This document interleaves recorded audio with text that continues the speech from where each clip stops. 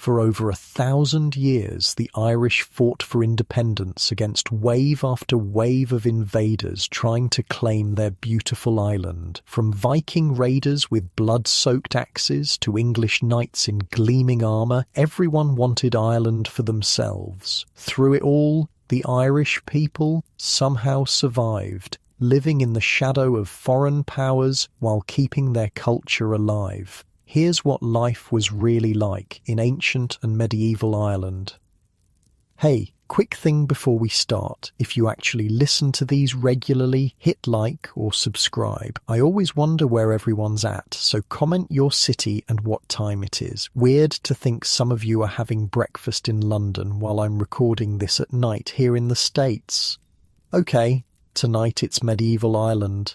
But hold up, get comfortable first. I mean it. Fix your pillows, grab that blanket. This one's worth settling in for. Your eyes open to darkness. Dawn hasn't broken yet. The smoke-filled air inside your tiny one-room house stings your lungs as you blink away sleep. You're curled up on a scratchy wool blanket spread over fresh rushes on the dirt floor. No fancy beds here. You sleep with your entire family in this small space. Your back aches from another night on the hard ground. Morning already? You groan, knowing no one will answer because everyone's still asleep. The dew-dampened thatch roof drips occasionally onto the dirt floor. In the corner, the small pile of peat that serves as your family's cooking fire has nearly died out overnight. Just a few glowing embers remain. Better get it going again before everyone wakes up. You roll over, feeling every knot in your muscles. Unlike your comfy memory foam mattress right now, ancient Irish people slept on whatever they could find. Straw, rushes, or just blankets on packed earth if they were lucky. Outside, mist hangs heavy over the green hills. You're in a ring fort, a circular settlement surrounded by earthen walls and wooden palisades. About 20 families live here together for protection. You need those walls. Raiders could come any time. Another day of still being alive, you mutter to yourself. Let's see how long that lasts.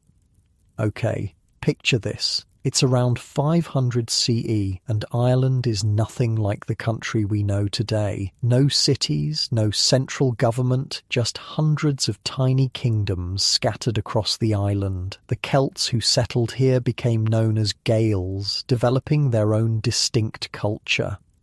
I spent way too much time researching ancient Irish political systems for this, like concerningly long, but it's fascinating. The land was divided into about 150 tiny kingdoms called tuatha. Each was basically the territory owned by a single tribe. Wait, 150 kingdoms on one small island? That seems excessive.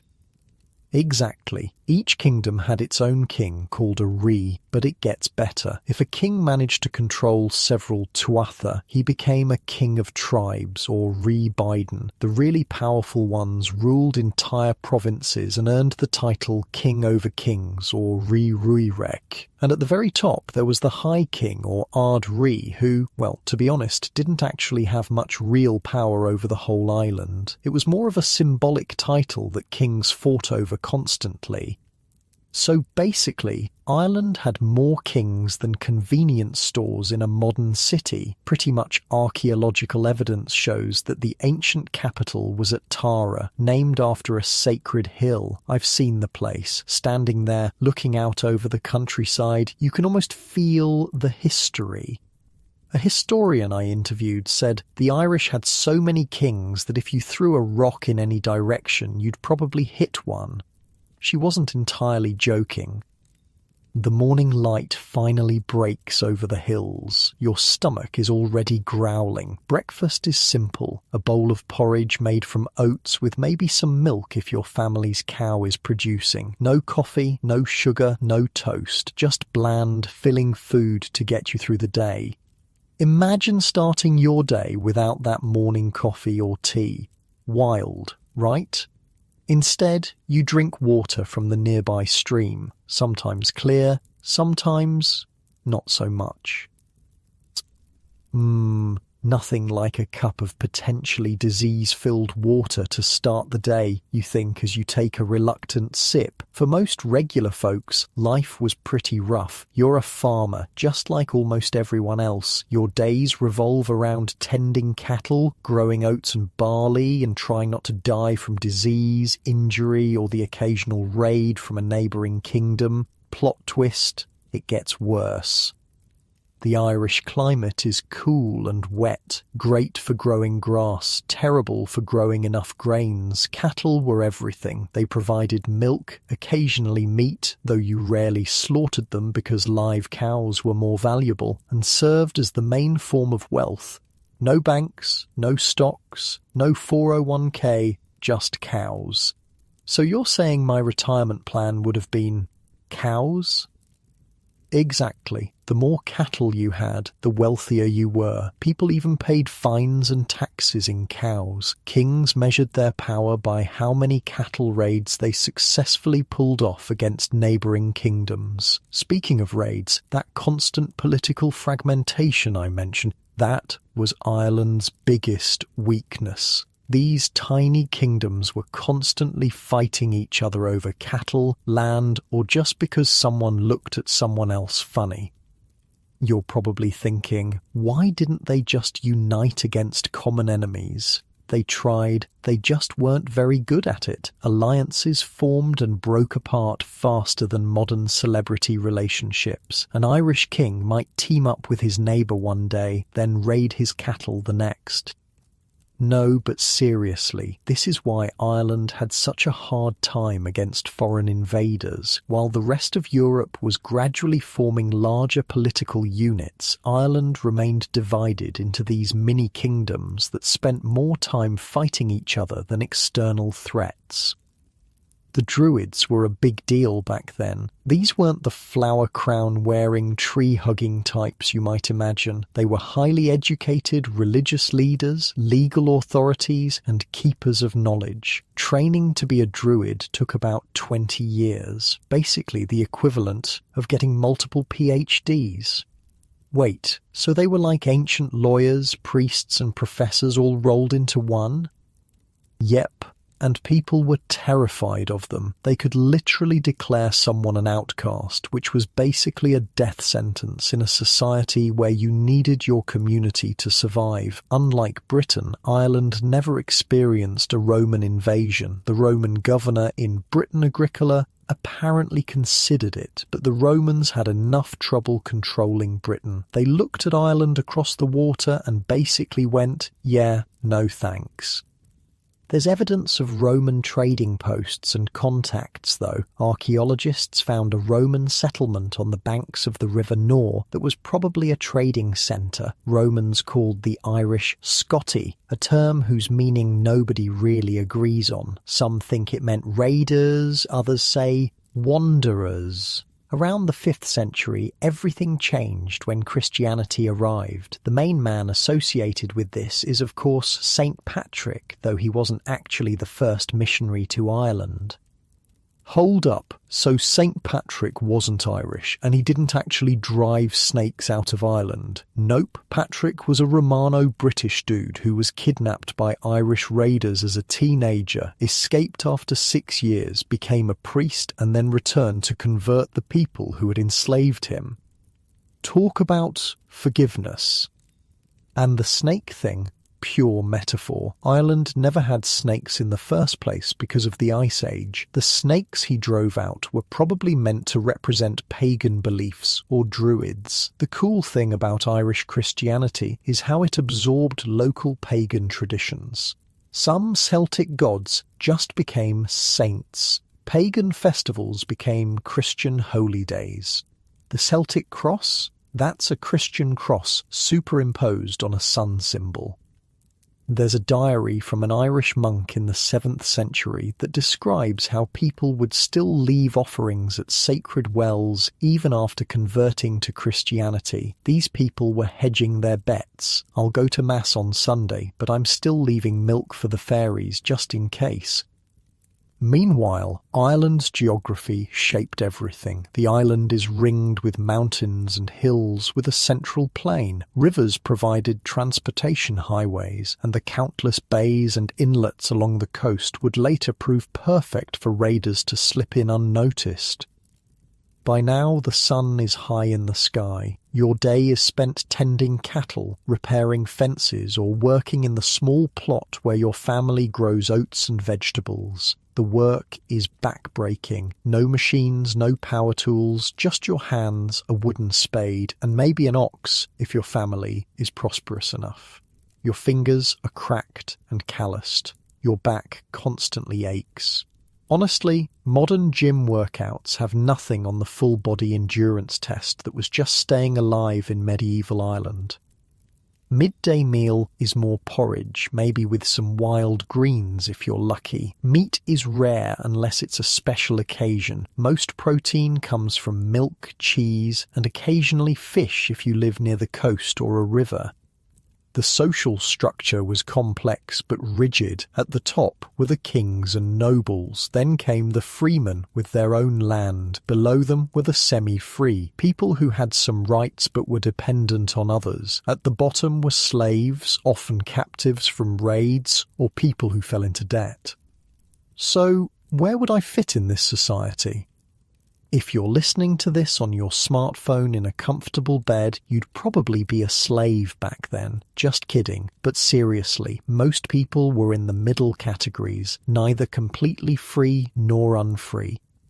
The ancient Irish had their own written language. Ogham. It wasn't used for books or everyday writing, but for monuments and boundary markers. It consisted of lines carved along the edge of stone pillars. One historian described it to me as the world's most inconvenient way to write a text message.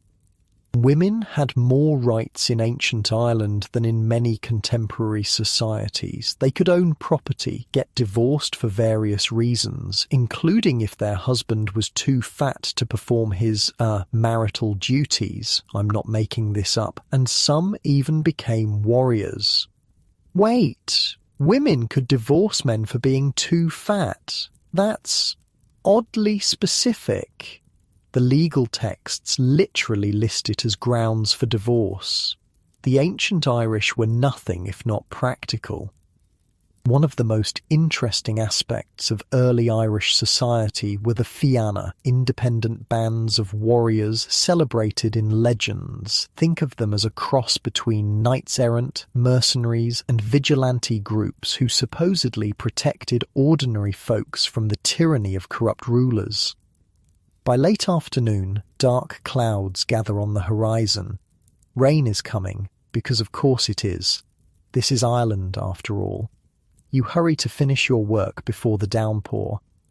Inside your house, the central hearth provides both warmth and light as evening falls. The smoke escapes through a hole in the roof, most of it anyway. The rest fills the single room, making your eyes water and throat itch. But you're used to it. Everyone is. Dinner is, surprise, more porridge, maybe flavoured with herbs, possibly some cheese on the side. If it's a feast day, there might be meat. The wealthy eat better, more meat, honey, and imported luxuries like wine. As darkness falls completely, storytelling begins. This is how history, legends, and practical knowledge are passed down in a world without TV, internet, or even books for most people. Oral tradition is everything. The tales often feature heroes like Cú Chulainn or Finn McCool, magical beings, epic battles, and moral lessons. These stories aren't just entertainment. They contain the collective wisdom and identity of the people. Tell us about the cattle raid of Cooley again, the children beg. These stories would last hours, keeping people entertained through the long, dark evenings. The best storytellers were highly respected and could travel between communities, welcomed everywhere for their skills. As night deepens, the rain patters on the thatch roof. The fire dies down to embers. everyone in the house gradually falls asleep in their spots around the hearth, huddled together for warmth. Lying there in the darkness, listening to the breathing of your family around you, you wonder what tomorrow will bring. Another day like today, probably. The rhythm of life is predictable, built around seasons and survival, but change is coming to Ireland. Big change. In the centuries ahead, a new threat will appear on the horizon. Strange ships with dragon-headed prows and fierce warriors wielding axes. The Vikings are coming, and they're about to turn Ireland upside down.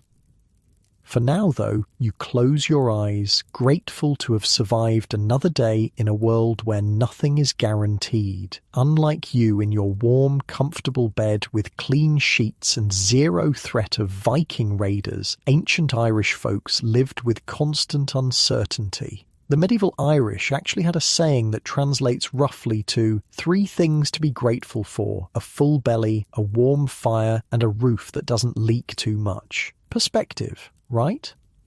And while you drift off to sleep in your ring fort on a night over 1,500 years ago, we'll pick up this story tomorrow with the arrival of those Viking ships and the chaos they brought to the emerald shores of Ireland. Actually, not tomorrow, because this isn't a multi-night story.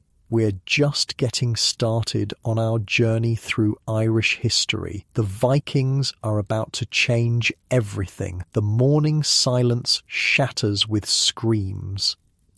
You bolt upright from your sleeping spot, heart hammering against your ribs. Outside, people are running, shouting. The warning horn blares from the watchtower. Raiders, Vikings at the shore. The year is 795, and everything is about to go to absolute hell.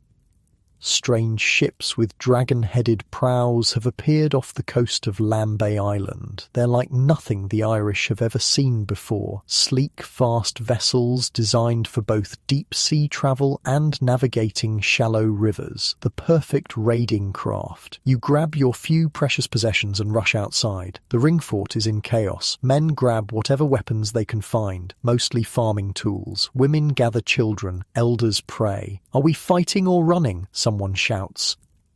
Good question. Against these warriors from the north, neither option looks promising. The Viking raids on Ireland began in 795 when they attacked and plundered a monastery on Lambay Island. But that was just the appetizer. In the following years, they hit Ulster and Connaught, and by 820, they'd looted nearly the entire coastline of Ireland. The crazy part is how far these guys travelled. A museum guide once told me off the record they didn't have GPS or proper maps. They navigated by the stars, landmarks, and sometimes just gut feeling. Imagine sailing across the open ocean in basically a fancy rowboat with a big sail, hoping you'd eventually hit land somewhere. The Irish called the Vikings Gael, which just means foreigner, probably the politest thing they called them considering the circumstances. Here's the thing about Viking raids. They weren't just random attacks. These guys were methodical. They specifically targeted monasteries and religious settlements, not because they had anything against Christianity, but because that's where the good stuff was. So wait, they travelled thousands of miles just to rob churches. Yep, monasteries were like medieval banks. They stored valuable items, gold chalices, silver crosses, jeweled gospel books. Plus, they usually had food stockpiles and weren't heavily defended. Easy pickings. And monks? Monks made excellent slaves. They were educated, could read and write, and would fetch a high price in the slave markets back home. So it wasn't just about the bling, it was a complete resource grab. The Viking longships could carry about 60 warriors each. Picture this, you're peacefully tending your cattle one morning and suddenly 5 to 10 ships appear offshore. That's 300, 600 heavily armed, battle-hardened warriors charging at your settlement. In a time when most Irish people were farmers who occasionally had to fight, they were up against professional warriors who lived for battle. Not exactly a fair matchup. You'd think someone would have figured out how to stop them. Oh, people tried. The Irish would light warning beacons, sound horns, or send runners to alert nearby settlements. But Vikings were fast. They'd be on you before most people could respond. I interviewed a Viking reenactor once who told me a fit crew could row a longship at about 10 knots. That's roughly 11 miles per hour. They could hit a beach, raid, and be back on their ships in under an hour. The morning of a raid, chaos reigns. People grab whatever they can carry. Food, tools, precious items. Everyone runs for the hills, the forests, the bogs, anywhere the Viking ships can't reach. You help an elderly neighbour who's moving too slowly, practically dragging her toward the tree line.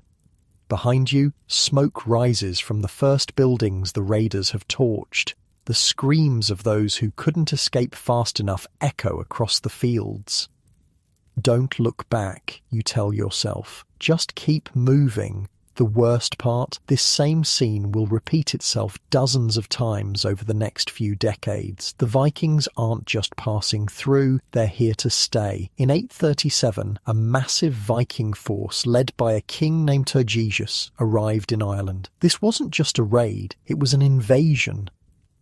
Historians aren't actually sure who Turgesius was exactly. He's not mentioned in any Scandinavian sagas, which is weird for such an important figure. Some think he might have been a Norwegian chieftain named Thorgils. Others suggest he was a composite character representing several Viking leaders. Either way, the Irish chronicles give us plenty of details about his bloody campaign.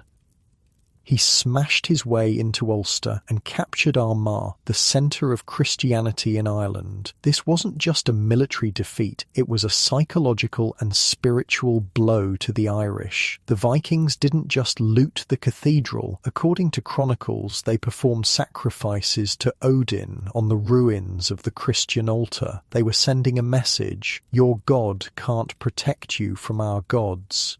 Jesus. That's some hardcore psychological warfare. Exactly. After destroying Armagh, Turgesius didn't leave. Instead, he sailed south and settled with his forces at the mouth of the River Liffey in 840. There, the Vikings built their first permanent settlement, which they named Dublin, in Irish Dublin, meaning Black Pool. Dublin wasn't built to be a beautiful city. It was a fortified trading post and military base. From there, Turgesius launched raids deeper into the island, using the rivers as highways. The Vikings' shallow draft longships could navigate inland waterways that larger vessels couldn't, giving them access to settlements that thought they were safe from seaborne raiders. So basically, nowhere was safe. Pretty much. If you lived near any body of water bigger than a puddle, you were a potential target. People started building homes farther from rivers and coasts, even if it meant harder access to water and trade. During one of his raids, Turgesius encountered the king of Mede, Mael Secnail Prefer. And this is where one of my favourite stories from Irish history comes in. According to legend, the Irish king asked the Viking king what should be done about troublesome birds living nearby. Turgesius, thinking this was a legitimate question about pest control, advised the king to destroy their nests. Mael Secnail was like, "Great advice, thanks." Then that night, the Irish launched a surprise attack on the Viking camp, killing them all. Turgesius was captured and, according to some accounts, executed by drowning, a particularly insulting death for a Viking who believed warriors should die in battle with weapons in hand to reach Valhalla. Wait, so the birds were the Vikings? It was a coded conversation. Mael Secnail was basically asking, "How should I get rid of you annoying Vikings?" And Turgesius unwittingly gave him the perfect strategy: attack their camps while they were sleeping. Classic. I found a translation of an old Irish text where a chronicler wrote, "Thus did the king of Maida use the foreigner's own wisdom against him, sending him to the bottom of Lough Owel with stones tied to his feet." No songs of Valhalla for this one. Medieval people had a dark sense of humour. After this victory, Mael Sechnaill focused on expelling the Vikings from the island, defeating their armies in several battles. He even received the title of High King of Ireland, becoming the first king whose existence is actually confirmed in reliable chronicles. But, and this is a recurring theme in Irish history, political fragmentation still played a role. Mael Sechnaill had to fight not just against the Vikings, but also against other Irish kings. These internal conflicts prevented the Irish from uniting effectively against the Scandinavian invaders. So they're still fighting each other even with Vikings slaughtering everyone. That's not great strategic thinking. I know, right? But put yourself in their position. These kingdoms had been rivals for centuries. Trust was non-existent. Each king was thinking, sure, the Vikings are bad, but if I help my traditional enemy defeat them, what's stopping him from turning on me next? Plus, some Irish kings actually saw the Vikings as potential allies against their local rivals. Classic enemy of my enemy thinking.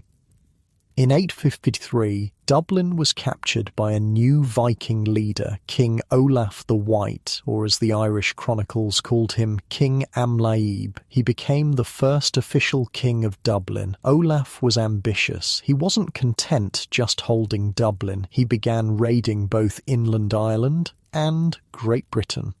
His biggest raid was in 870 when he plundered the Welsh kingdom of Strathclyde.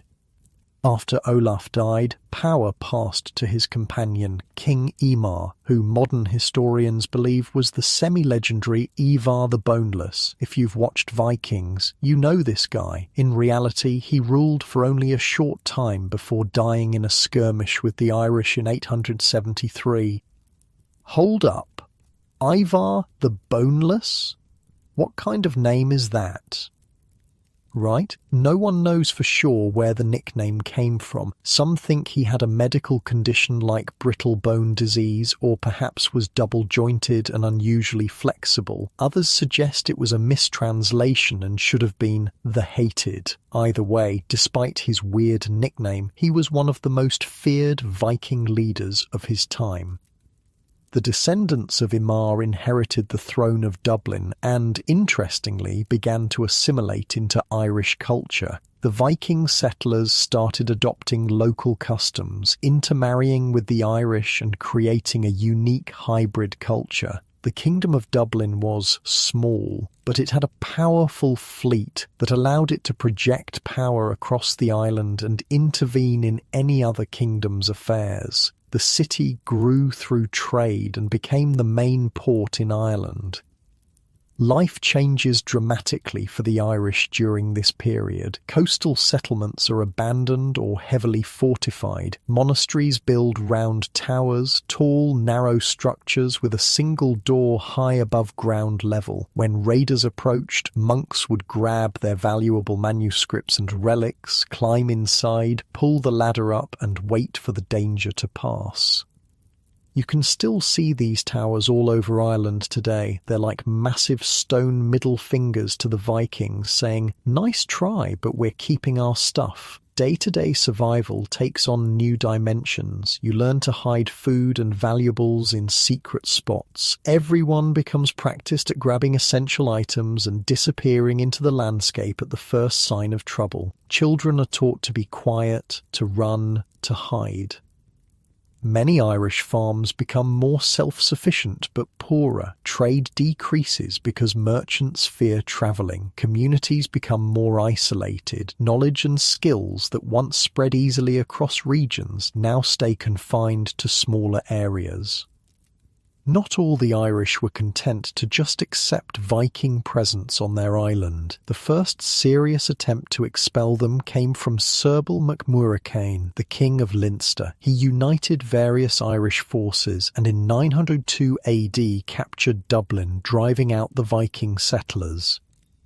But once again, unity didn't last. After the Vikings left, the Irish kings resumed fighting among themselves. When the Vikings returned 15 years later to retake Dublin, the Irish tried to stop them but suffered a catastrophic defeat at the Battle of Confey. The Vikings didn't just reclaim Dublin, they captured several new cities in Ireland, including Wexford, Waterford, Cork and Limerick. Each became a Viking stronghold and trading centre. It's like they just couldn't get their act together. Yeah, it's frustrating looking back, but that's the thing about history. Hindsight is 20/20. These kings weren't thinking about the fate of Ireland as a unified nation. That concept barely existed. They were focused on their own kingdoms, their own people, their own immediate problems.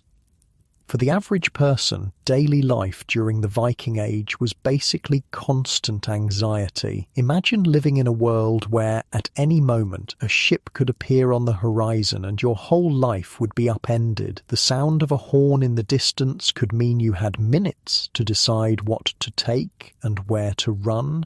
The most valuable skill was not farming or crafting. It was knowing where the best hiding places were and how to reach them quickly. So it was basically a horror movie, but it lasted for generations, pretty much. And like any good horror movie, there's a twist. While the Vikings were raiding and pillaging, they were also trading and settling. They brought new technologies, new trade networks, and new bloodlines to Ireland. By evening, you're huddled with your community in a hidden cave. Children whimper quietly. Adults speak in whispers. From your hiding spot, you can see the distant glow of burning buildings. Your home is probably among them. Will they find us here? A child asks. No, you lie. With more confidence than you feel. They never come this far inland. But everyone knows that's not true anymore. The Vikings are venturing deeper with each raid. Nowhere feels truly safe. You spend a cold, uncomfortable night in the cave. By morning, the raiders have typically moved on, loaded with plunder and captives. Those who hid successfully return to their devastated homes and begin the work of rebuilding again. Some who lose everything in raids move inland, away from rivers and coasts. Others fortify their settlements, building stronger walls, deeper ditches. Communities establish warning systems, a chain of signal fires on hilltops, horseback messengers ready to ride at the first sign of sails on the horizon. Life adapts. It has to. The most surprising development? Some Irish actually begin to join Viking settlements attracted by the trading opportunities and different way of life. Dublin grows into a proper town with a mix of Scandinavian and Irish residents. Archaeological digs have found Irish-style houses right next to Viking ones inside the walls of early Dublin. The Vikings introduced new shipbuilding techniques, new weapons, new trading networks reaching as far as Constantinople and the Middle East. Silver coins from Baghdad and silk from China make their way to Irish ports. The world, in a sense, becomes a little smaller. By the late 9th century, many of the Vikings in Ireland have never actually seen Scandinavia. They're born in Ireland, speak a mix of Norse and Irish, follow some blend of pagan and Christian practices, and consider themselves neither fully Viking nor fully Irish. They're something new, something that will eventually be called Norse Gaels or Hiberno-Norse. And just when it seems like this might be the new normal, Vikings controlling the coasts, Irish controlling the interior, everyone getting used to periodic violence interrupted by periods of trade, a new figure emerges who will challenge the established order. His name is Brian Boru, from the small kingdom of Thomond in what's now County Clare, and he's about to change the game completely. He swears to drive the Vikings from Ireland once and for all, but his story, his rise to power, his victories, and his famous last battle at Clontarf, that's where we'll pick up next. So, as night falls over Viking Age Ireland, with watchfires burning on the hills and sentries scanning the horizon for dragon-headed ships, we'll pause here. The greatest confrontation between Irish and Vikings is yet to come, and Brian Boru's story deserves our full attention. Dawn breaks over a small fortress in the kingdom of Thomond in what's now County Clare. A man stands on the ramparts, watching the sunrise. He's not particularly imposing, middle-aged, with a beard streaked with grey. But his eyes burn with intensity. This is Brian Boru, and he's absolutely done with Vikings running wild across his homeland. Unlike your comfy life where the biggest threat is probably a late-night email from your boss, Brian's entire existence has been shaped by violence. When he was just a kid, Vikings killed his mother during a raid. Later, they murdered his father too. Now he's nursing a grudge the size of Ireland itself. "I will drive every last one of them into the sea," he mutters to himself, a daily promise that's become something of a personal mantra. Brian wasn't born into power. He came from the Dalkais, a minor clan from a region that wasn't exactly the centre of Irish politics. Think of him as a small-town politician suddenly deciding he's going to become president. The odds were not in his favour. But the guy had skills. He was smart, strategic, and had a talent for both fighting and politics, a rare combo that's pretty much the medieval equivalent of a superpower. So wait, this regular dude from nowhere just decided he was going to take on both the Vikings and all the other Irish kings. Bold strategy. Right? The audacity. But here's where Brian was different from previous Irish leaders. He had a long-term plan. He wasn't just reacting to Viking raids, he was systematically building power. His first move was consolidating control over Thomond, his home turf. Once that was secure, he set his sights on the entire province of Munster. This wasn't easy. The region had been dominated by the Eoganachta dynasty for centuries. I read an account from an old Irish manuscript where a rival king supposedly said, "Who does this Brian think he is? His father herded cattle and now he wants to rule Munster. Next, pigs will fly and fish will walk on land." That king didn't live long enough to eat his words, but eat them he would have.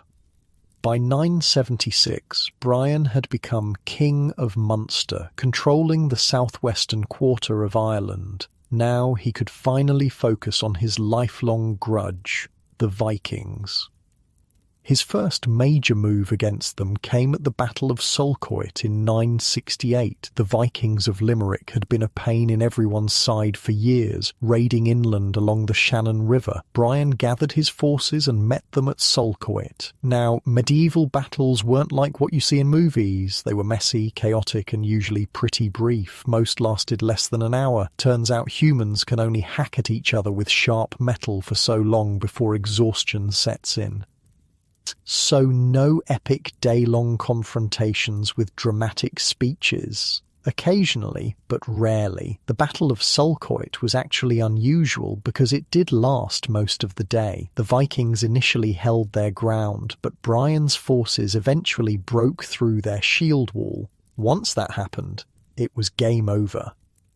The Vikings, who could retreated to Limerick, but Brian wasn't finished. He pursued them, captured the city, and according to the chronicles, the fort was levelled, the women enslaved, all wealth seized, and the whole place burned. Message sent. Brian Boru was not messing around. This victory did more than just bloody the Vikings' noses. It gave Brian control of the valuable trading port of Limerick and sent a powerful message to both the remaining Viking settlements and to other Irish kings. There's a new player in town. For the average Irish person living through these events, life remained incredibly hard. Viking raids might be less frequent in areas Brian controlled, but agriculture was still backbreaking work. Disease was common and winters were brutal.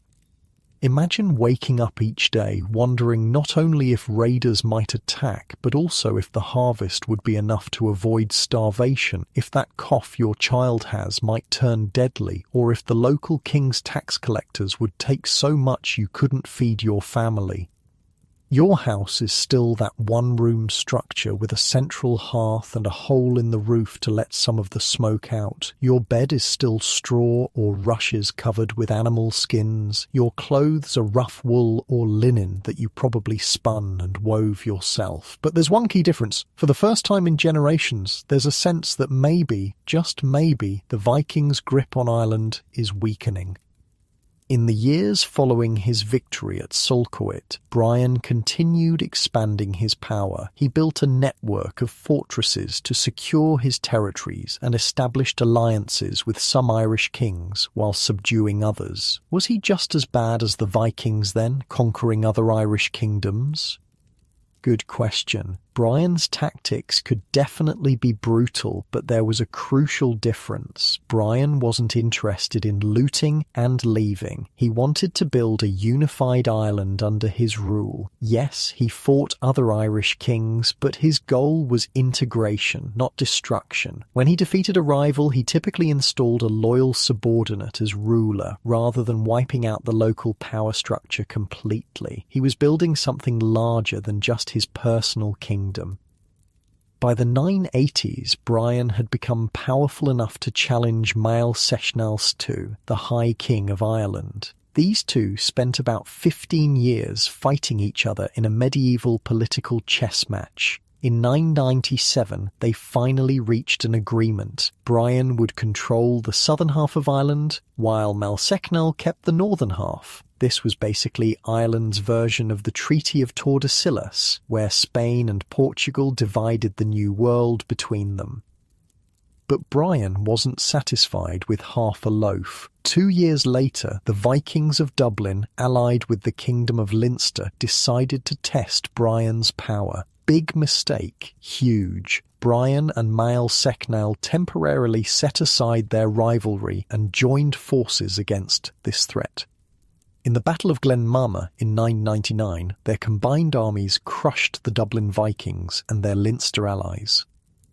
Picture this scene. A cold winter day, the ground hard with frost. Thousands of men arranged in tight formations, breath visible in the chill air, battle standards fluttering in the wind, the silence before the charge, that moment when every warrior contemplates their mortality. Then the horns sound, and it all dissolves into chaos.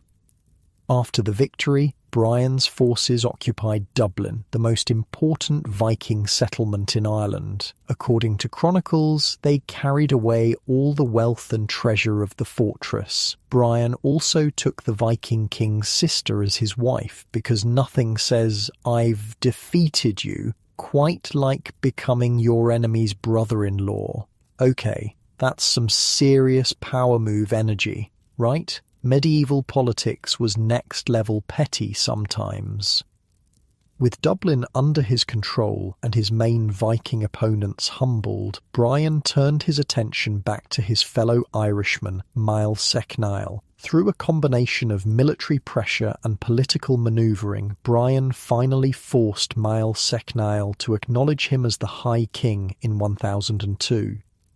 This was a huge deal. Brian Boru had gone from being the leader of a minor clan to the High King of Ireland, a true medieval rags-to-riches story. More importantly, he was the first High King in generations who actually exercised real authority across most of the island. For about 12 years, Brian ruled Ireland with relative stability. He built churches and monasteries, repaired infrastructure damaged by decades of Viking raids, and sponsored scholarly works. One of his big projects was restoring the library at Armagh, which had been devastated during earlier Viking attacks. The chronicles describe him as Imperator Scotorum, Emperor of the Irish. Pretty impressive title for a guy whose father herded cattle. During these years, many Viking settlers in Ireland increasingly assimilated into Irish culture. They intermarried with the Irish, converted to Christianity, and in many cases became just another part of Irish society. Some even fought in Brian's armies. But not all Vikings were ready to play nice. In Dublin, resentment simmered. The Viking king of Dublin, Sitric Silkbeard, was technically Brian's vassal but chafed under Irish rule. He began secretly reaching out to Viking leaders abroad, looking for allies to help him throw off Brian's authority. In 1013, Sitric found his chance. A rebellion broke out in Leinster, an Irish kingdom that had never fully accepted Brian's rule. Sitric immediately joined forces with the rebels.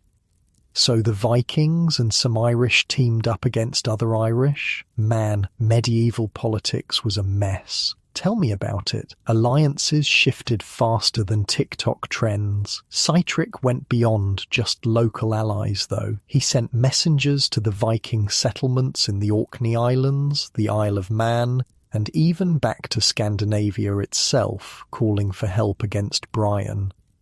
Viking warriors answered the call, eager for both battle and the prospect of loot. By spring of 1014, a substantial force had gathered in Dublin. The stage was set for the most famous battle in medieval Irish history. On Good Friday, April 23rd, 1014, two armies faced each other at Clontarf, just north of Dublin. On one side stood Brian Boru's forces, composed of his Munster troops and allied Irish kings. On the other side were the Dublin Vikings, their Leinster allies, and Viking mercenaries from across the Norse world. Brian was now in his 70s, too old to personally lead troops in battle. Instead, he remained in his tent behind the lines, praying while his son Murchad commanded the army. The Battle of Clontarf was no brief skirmish. It raged from sunrise to sunset, an unusually long battle for the time. According to chronicles, over 10,000 men died that day, including many leaders on both sides. Imagine the scene: the crash of shields, the screams of the wounded, banners fluttering above the chaos. The tide literally turned during the battle. Fought near the shore, the morning's low tide gave way to evening's high tide, washing blood and bodies out to sea. That's horrifically poetic. History is like that sometimes. As the sun began to set, it became clear that Brian's forces were winning. The Viking line broke, and they began fleeing back toward their ships or the safety of Dublin's walls. But in the chaos of victory, tragedy struck. A small group of Vikings fleeing the battlefield stumbled upon Brian's lightly guarded tent. Among them was a Viking leader named Brodir, who recognized the elderly High King. He rushed into the tent and killed Brian before the king's guards could stop him. So, in a cruel twist of fate, Brian Boru won his greatest victory against the Vikings, but didn't live to see it. He achieved his life's goal of breaking Viking power in Ireland, but paid for it with his life. Wait, he died at the moment of his greatest triumph? That's actually kind of epic. It really is. It's the kind of ending that would seem too on the nose in fiction, but somehow works perfectly in real history. After the battle, Brian's body was taken to Armagh, the ecclesiastical capital of Ireland, where he was buried with great honour. The chronicles describe a 12-day funeral where the clergy kept watch over his body and made constant prayer.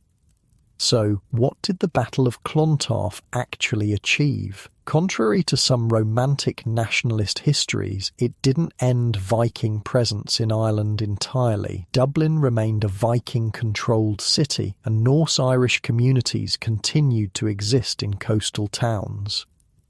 But it did mark the end of Viking military dominance. After Clontarf, the Vikings in Ireland became primarily traders rather than raiders. Their assimilation into Irish society accelerated. Within a few generations, many Viking settlements were practically indistinguishable from Irish ones, except for some architectural styles and trading practices. So it was more like a cultural tipping point than a total victory? Exactly. The Battle of Clontarf didn't eliminate Norse influence from Ireland. It transformed it from an external threat into an integrated part of Irish society. For ordinary people, the years following Clontarf brought some welcome stability. With fewer large-scale Viking raids, agricultural production improved, trade routes became more secure, and the constant fear of dragon-headed ships appearing on the horizon gradually faded. But if they thought Brian Boru's victory meant lasting peace for Ireland, they were sorely mistaken. After Brian's death, the position of High King was immediately contested. His son Murshad had died at Clontarf too, leaving a succession crisis. Ireland rapidly returned to its previous state of competing kingdoms without a strong central authority. And as daylight fades over the blood-soaked field of Clontarf, with Brian's body being prepared for its final journey to Armagh, the next chapter in Ireland's turbulent history is already beginning to unfold. Because while the Viking Age in Ireland was drawing to a close, a new threat was slowly taking shape across the Irish Sea. The English were rising in power, and their gaze would eventually turn toward the emerald shores of Ireland.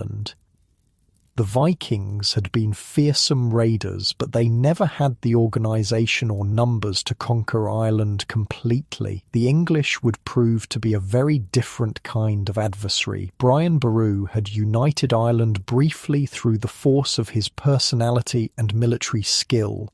Without him, that unity quickly dissolved.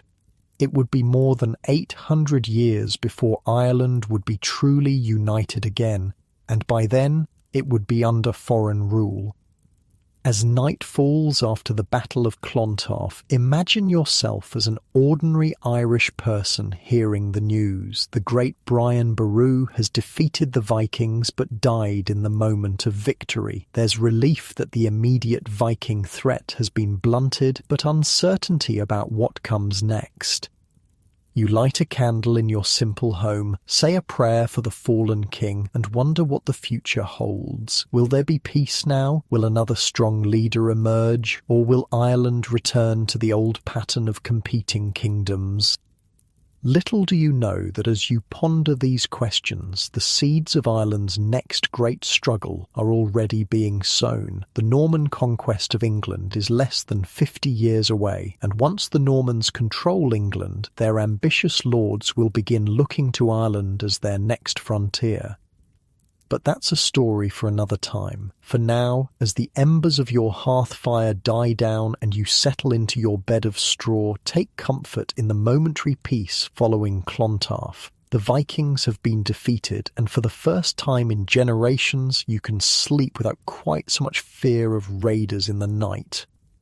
Unlike you in your comfortable bed with clean sheets and no threat of Viking axes, medieval Irish people savoured these rare moments of relative security, knowing how quickly they could vanish. Tonight, at least, there are no dragon ships on the horizon. You wake up to the sound of rain pattering on the thatched roof. It's been about a century since the Battle of Clontarf. Brian Boru is now a legend, a name invoked by Irish kings claiming legitimacy. The Vikings aren't gone, but they've changed. Less raid and pillage, more trade and settle. You roll over on your straw mattress, pulling a rough wool blanket tighter around your shoulders. The morning is cold and damp. Welcome to Ireland in the mid-12th century. Outside your window, Dublin is waking up. The city is still technically ruled by Viking descendants, but they're so mixed with the Irish now that most people just call them Hiberno-Norse, a fancy way of saying Irish Vikings. They dress like the Irish, speak a mix of languages, and most have converted to Christianity. So much for driving all Vikings into the sea, you mutter, thinking of Brian Boru's old vow. The weakened Kingdom of Dublin wouldn't remain under Viking rule much longer. The last Scandinavian king of Dublin, a guy named Gofraid Olafsson, managed to hold power for only 3 years before the Irish finally took control. After that, an Irish dynasty called Uí Chenzalain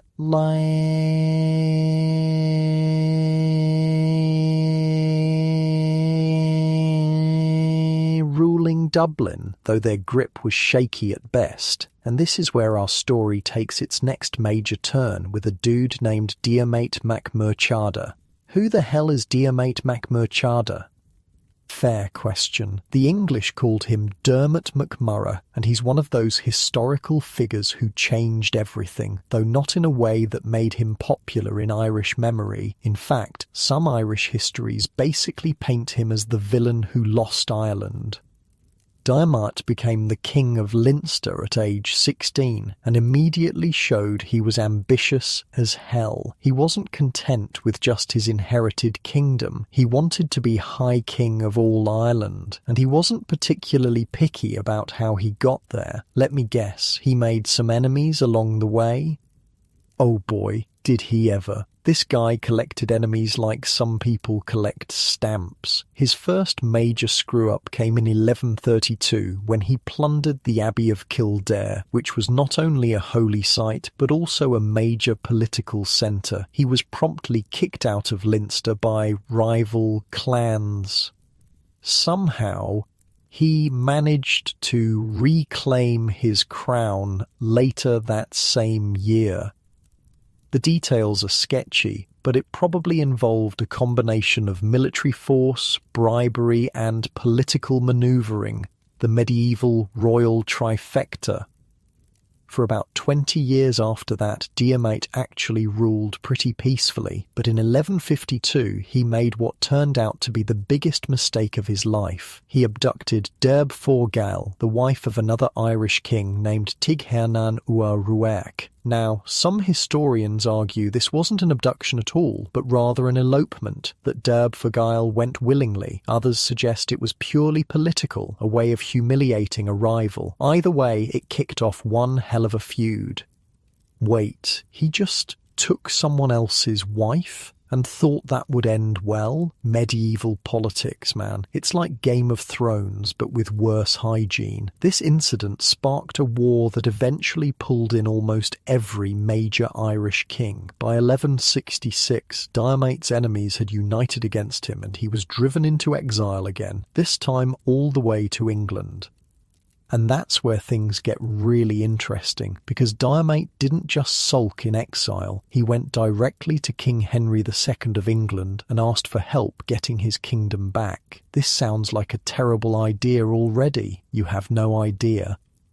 Now, Henry II had actually received permission from Pope Adrian IV to invade Ireland back in 1155. The official reason was to reform the Irish Church and bring it more firmly under Rome's control, but obviously the real motivation was territorial expansion. Despite having papal approval, Henry had been too busy with wars in France to actually do anything about Ireland. When Diarmait showed up asking for help, Henry was still tied up in France, but he gave Diarmait permission to recruit soldiers from among the Norman Welsh lords of the Welsh Marches, basically mercenaries who would fight in exchange for land. It was a fateful decision that would change Irish history forever. In May 1169, the first Anglo-Norman force landed in Ireland. It was led by Robert Fitzstephen and was surprisingly small, just about 400 soldiers, but about 100 of them were mounted knights in chainmail, with training and equipment far superior to anything the Irish had. Only 400 guys? That doesn't sound like much of an invasion force.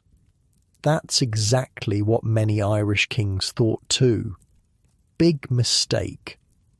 The knights were the medieval equivalent of tanks. Most Irish warfare was conducted on foot, with lightly armoured troops using spears, axes and swords. They simply had no effective counter to heavily armoured men on horseback. Diarmait brought about 500 Irish warriors of his own to join Fitzstephen's force. They marched north from Wexford, defeating Irish armies one after another. Their first major victory was at Ossory, where they faced the local king, Domhnall MacGilla-Patrick. Before the battle, according to chroniclers, Diarmait gave a speech to his Norman allies that ended with, "When Ireland is conquered, I swear by the cross that I shall be content with Leinster alone, and the rest shall be yours." I'm guessing that promise lasted about 5 minutes? You're learning how medieval politics works, but honestly, the Normans probably never believed it anyway. The Irish at Ossory fought bravely but were routed by the Norman knights. What happened next is pretty gruesome. The chronicler Gerald of Wales, who was definitely biased in favour of the Normans but was drawing on eyewitness accounts, described how after the battle, Diarmait found the severed head of an enemy he particularly hated. Recognizing the head, he drew it closer by the hair, which was long and bushy, and gave way to such glee that he convulsed with joy and put the head to his mouth and gnawed the nose and cheeks. Jesus Christ. Yeah, even by medieval standards, that's pretty messed up. Though Gerald might have exaggerated to make the Irish look barbaric, most historians agree something like this probably happened. Diarmait had a reputation for brutality. Within a year, Diarmait, with his Norman allies, had regained control of Leinster. Most Irish kings realised they couldn't stand against the Norman knights, so they entered into negotiations. A treaty was signed at Ferns, according to which Diarmait was recognised as King of Leinster, and in return he would send the Normans back to Wales. But while these negotiations were happening, more Norman troops were already arriving in Ireland. In August 1170, an army of about 1,000 landed, led by Richard de Clare, better known by his nickname Strongbow. Diarmait saw this as his chance to finally become High King of Ireland. He promptly forgot the treaty he'd just signed and formed an alliance with Strongbow, sealed by marrying his daughter Aoife to the Norman earl. Then their combined forces marched on Dublin and captured the city. The following year, Diarmait died. The chronicles don't specify the cause, but some suggest it was a sudden illness, while others hint he may have been poisoned. Either way, his death created a power vacuum that Strongbow was more than happy to fill. Strongbow claimed the kingdom of Leinster by right of marriage to Diarmait's daughter, Aoife. This was a Norman legal concept that the Irish didn't recognise, but with an army of knights at his back, Strongbow's legal arguments were pretty persuasive. The Irish weren't ready to give up, though. While Strongbow was consolidating his position in Dublin, a coalition of Irish kings laid siege to the city. At the same time, the men of Munster besieged Wexford and actually managed to capture Robert Fitzstephen. For a moment, it looked like the Irish might push the invaders back into the sea. The siege of Dublin lasted 2 months, but eventually Strongbow led a surprise sortie outside the walls and scattered the Irish forces. He then marched south, relieved Wexford, and freed Fitzstephen. Meanwhile, King Henry II had been watching these events with growing concern. Strongbow's success meant that he might establish himself as an independent power in Ireland, potentially even a rival to the English crown. Henry wasn't about to let that happen. In October 1171, Henry II arrived in Ireland with an army of about 4,000 men, the largest military force the island had seen in generations. He landed near Waterford and marched to Dublin. So he's bringing an army to fight Strongbow? That's what many people expected, but it's not how things played out. Strongbow was many things, but he wasn't stupid. When Henry arrived, Strongbow immediately submitted to him, swore fealty as his vassal, and surrendered Dublin and other key towns to royal control. In return, Henry confirmed Strongbow as Lord of Leinster. Henry's arrival wasn't just about checking Strongbow's ambitions, he also wanted to establish his authority over the church in Ireland and to have the Irish kings acknowledge him as their overlord. Surprisingly, most Irish kings did exactly that. One by one, they came to Henry's court, submitted to him, and were confirmed as vassals holding their lands from the English crown. They retained their positions and authority, but now they were, at least technically, subject to Henry. Wait, they just gave up after fighting the Normans for 2 years? It's not that simple. The Irish kings saw Henry as the lesser evil. They were more afraid of Strongbow and other Norman adventurers carving up Ireland into private fiefdoms. By submitting to Henry directly, they hoped to protect their positions against these lesser Norman lords. Plus, Henry offered them a good deal. Keep your lands, keep your titles, just acknowledge me as your overlord and pay some tribute. Many Irish kings probably thought they could agree now and break away later when Henry returned to England. It was a miscalculation. Once the English crown established a foothold in Ireland, it never fully let go. After receiving the submission of most Irish kings, Henry appointed a governor and returned to his continental possessions in early 1172. Hugh de Lacy, an experienced administrator, became the first justiciar of Ireland, essentially the king's representative with extensive powers. So that's it? Ireland is now part of England?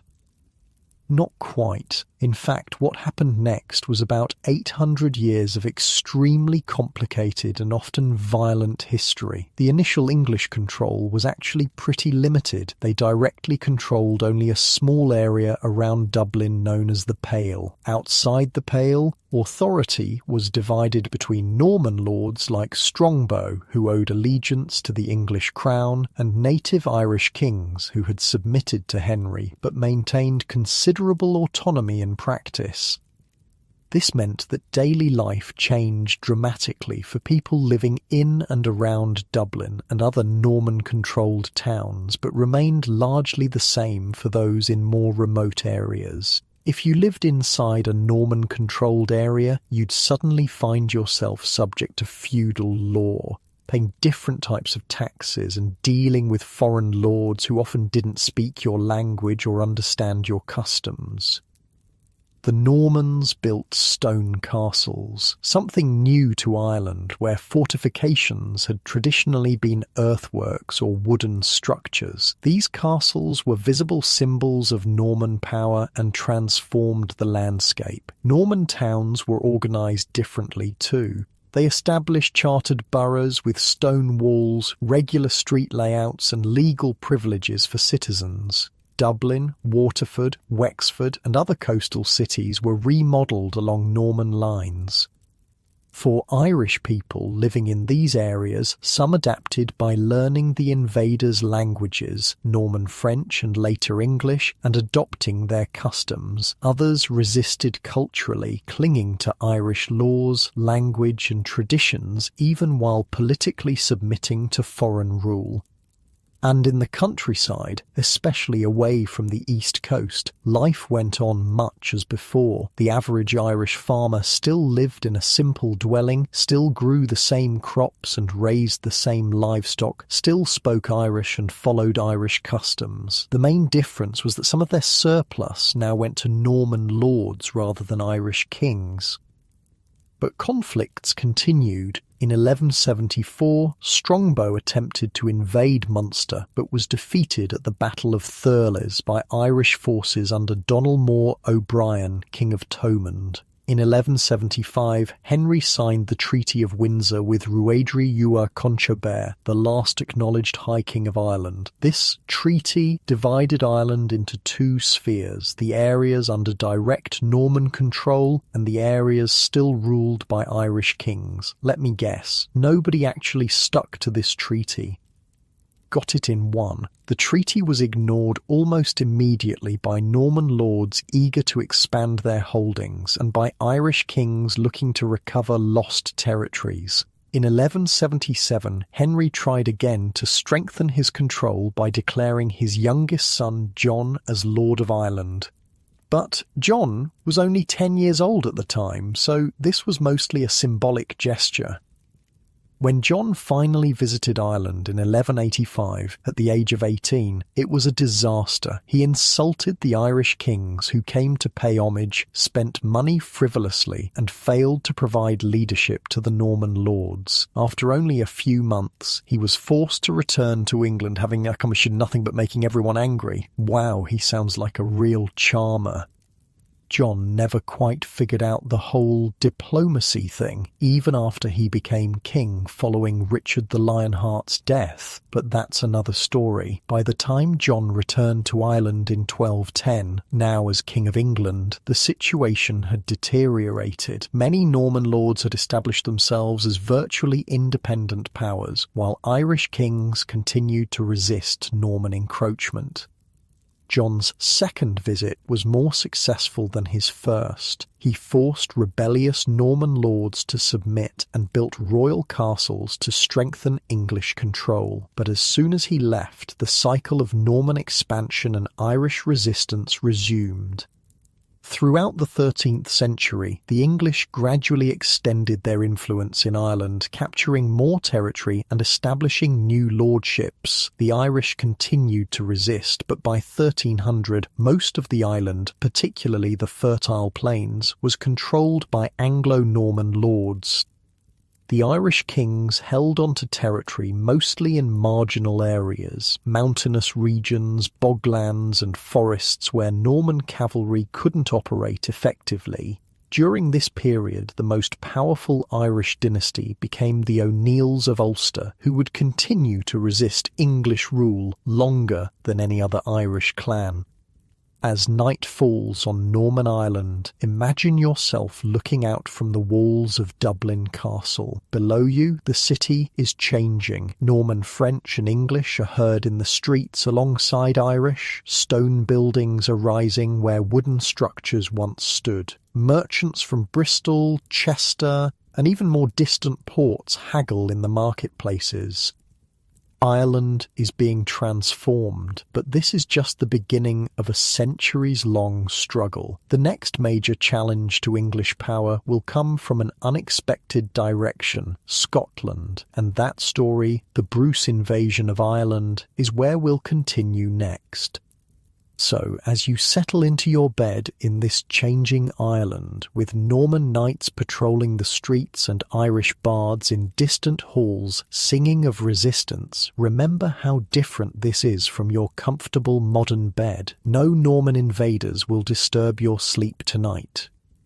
Dawn breaks over a very different Ireland. It's 13:15 and you're in Ulster, the northern province. The morning air carries a bite of early winter chill as you watch strange ships appearing in the distance. Not Vikings this time, Scots. You're about to witness yet another invasion. But this one comes with a twist. These Scots aren't here to conquer Ireland for themselves. They've come as liberators.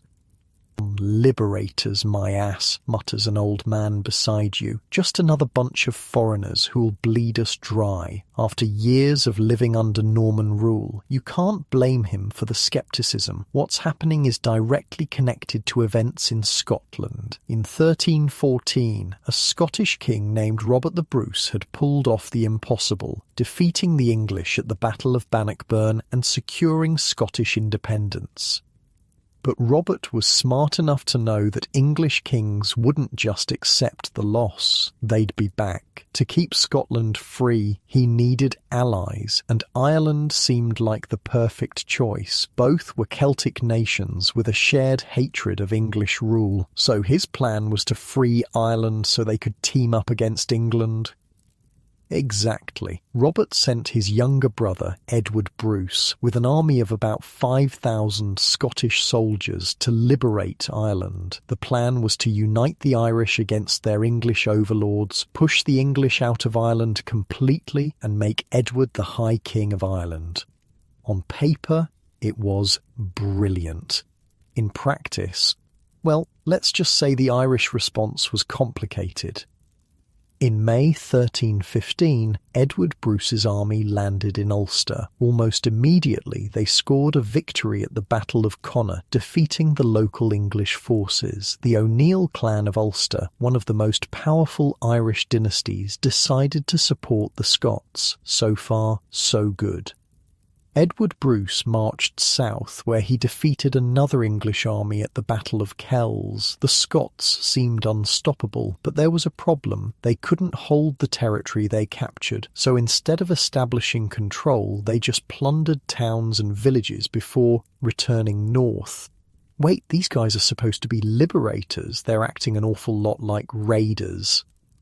And therein lay the problem. The Scots weren't behaving much better than the English lords they were supposedly driving out. They took food, livestock, and valuables from Irish communities, often the same communities they claimed to be liberating. In 1316, despite the mixed reception, Edward Bruce declared himself High King of Ireland. He had support from some Irish clans, particularly in Ulster, but many others viewed him with suspicion or outright hostility. The Bruce campaign coincided with a period of terrible weather across Europe. Constant rain led to crop failures, and soon famine began to spread. As one Irish chronicler put it, there was scarcely a corner of Ireland where people did not die of starvation. For ordinary people, life became a waking nightmare. Imagine waking up each day not knowing if you'll eat, with your children crying from hunger pains. The chronicles describe people resorting to eating grass, nettles, and even exhuming the recently buried for food. Jesus! I don't even have words. The horror of these years is almost impossible to comprehend, and as famine spread, the Irish increasingly blamed the Scots, whose army was consuming precious resources and disrupting agriculture. I read a transcript from an English court case from this period where a woman testified, "The Scots took our last cow and our seed grain. When my husband protested, they struck him down. Now he cannot work, and we have nothing to plant or eat." Edward Bruce's campaign dragged on for 3 years. By 1318, exhausted by the prolonged war and weakened by famine, the Scots could no longer withstand the English forces, who continued receiving reinforcements from England. In October 1318, the armies met at the Battle of Fowart. The English, led by John de Birmingham, defeated the Scots decisively. Edward Bruce was killed in the fighting, supposedly beheaded with his body quartered and displayed in various Irish towns as a warning.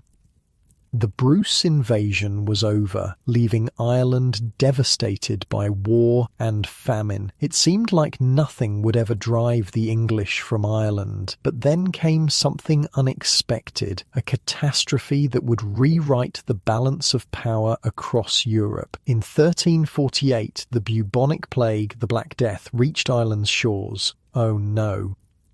Oh yes, and here's where an odd twist of fate occurs. The different lifestyles of the English and Irish settlers played a crucial role during the epidemic. The English lived primarily in towns and cities, while the Irish lived mostly in rural settlements. Since plague spreads fastest in densely populated areas, the English population in Ireland was decimated, while many Irish in isolated rural areas survived.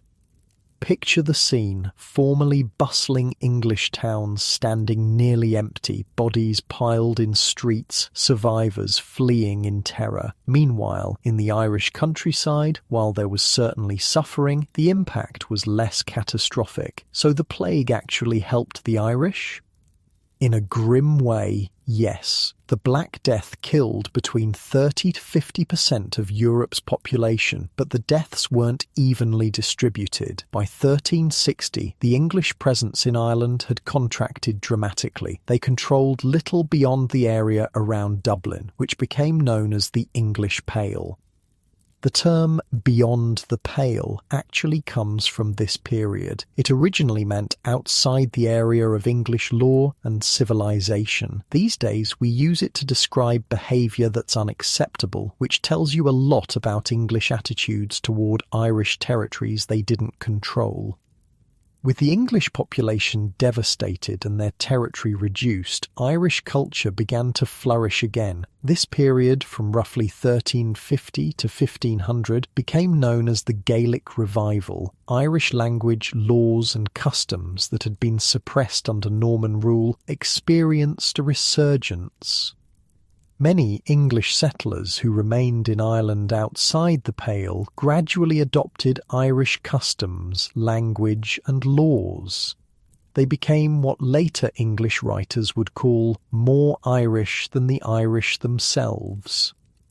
For ordinary people living through the Gaelic Revival, life improved in some ways. There was more autonomy, less taxation, and a return to familiar social structures, but it remained incredibly hard by modern standards. Your home is still that one-room structure, though perhaps slightly larger now. Your bed is still straw or rushes, your clothes are still homespun wool, you still work from dawn to dusk, growing crops or tending livestock. The biggest change is that you're now paying tribute to an Irish lord rather than an English one, and you can openly practice Irish customs and speak the Irish language without fear of punishment. The English didn't just accept this contraction of their power. In 1367, they issued the Statutes of Kilkenny, a set of laws that forbade the English in Ireland from adopting Irish language, customs, or dress. Intermarriage between English and Irish was prohibited. English settlers were forbidden from using Irish law. Did that actually work? Not really. Outside the Pale, these laws were basically unenforceable. Inside the Pale, they created a siege mentality among the English settlers, who increasingly saw themselves as an embattled colonial outpost surrounded by hostile natives. In 1394, King Richard II of England decided it was time to reassert English authority in Ireland. He arrived with a substantial army and initially had some success capturing territories in the south and east of the island. These lands were granted to loyal English lords, with the Fitzgerald family, who had been in Ireland since Strongbow's invasion in 1170, receiving the largest share. The Fitzgeralds would become one of the most powerful families in Ireland, known as the Earls of Kildare. Richard II's second campaign in Ireland, however, was far less successful. While he was in Ireland, his cousin Henry Bolingbroke seized the English throne. Richard had to rush back to England, where he was eventually captured and died in prison. Throughout the 15th century, the English crown had little focus on Ireland. First, they were preoccupied with the renewed conflict of the 100 Years' War against France. Later, England was torn apart by the Wars of the Roses, a civil war between the houses of Lancaster and York for control of the English throne. During this civil war, the English lords in Ireland mostly supported the House of York. When the Tudors, from the House of Lancaster, eventually won the war and seized the English throne, Ireland became a launchpad for rebellions against the new dynasty. I found an account from 1487 where an English official complained the wild Irish and the degenerate English who had adopted Irish ways together make common cause against the crown. They speak Irish, follow Irish customs, and acknowledge no law but that of the Brehons, Irish judges. By the early 16th century, English control in Ireland had deteriorated to its weakest point since the initial invasion. An official report from 1515 stated, "The King's laws are obeyed and executed in only 4 shires, Dublin, Meath, Louth and Kildare." The rest of Ireland was controlled either by wild Irish chieftains who called themselves kings or by degenerate English lords who had essentially gone native. Both groups operated independently, making war or peace without asking permission from the English crown. So, after all that, the English basically lost most of Ireland? For a time, yes. But this period of Irish resurgence was about to come to a crashing end because England itself had changed. Under the Tudors, it had become a centralised state with the king wielding nearly absolute power, and the new king, Henry VIII, had grand ambitions for Ireland. By evening, you're sitting by the fire in a small Irish village beyond the Pale. Life here follows ancient rhythms, the seasons, the agricultural calendar, the festival days that have been celebrated for centuries. An old storyteller entertains the gathered villagers with tales of ancient heroes, Cuchulainn, Finn MacCool, the children of Lear. These stories connect you to a past that stretches back before Vikings, before Normans, before the English. Children listen wide-eyed as the storyteller describes epic cattle raids and magical battles. Adults nod appreciatively at familiar tales they've heard since childhood. For a moment, it almost feels like nothing has changed in 1,000 years. But change is coming, more dramatic than anything Ireland has experienced before, because across the Irish Sea, a new English king is preparing to do what no previous English monarch managed, to bring the entire island of Ireland under his direct control. Henry VIII isn't just another English king making territorial claims, he's a new kind of monarch with unprecedented power, determination, and a revolutionary agenda that will transform both England and Ireland forever. As night falls and you prepare for sleep, there's a sense of foreboding in the air. The relative autonomy enjoyed during the Gaelic revival is drawing to a close. The English are coming back, and this time they won't settle for controlling just the Pale. Unlike you in your modern bed with heating and air conditioning, medieval Irish people were intimately connected to the rhythms of nature. As you drift off to sleep on your straw mattress, you can hear the autumn wind rustling through the thatch, carrying the first hint of winter's chill. Outside, a wolf howls in the distance, one of the many that still roamed Ireland's forests. Soon they'll be gone too, along with so much else of old Ireland. The Tudor reconquest is about to begin, and it will change the island forever. Morning mist clings to the green hills as you open your eyes. The year is 1534, and everything about Ireland is about to change. Again. You've heard whispers about the English king across the water, Henry VIII.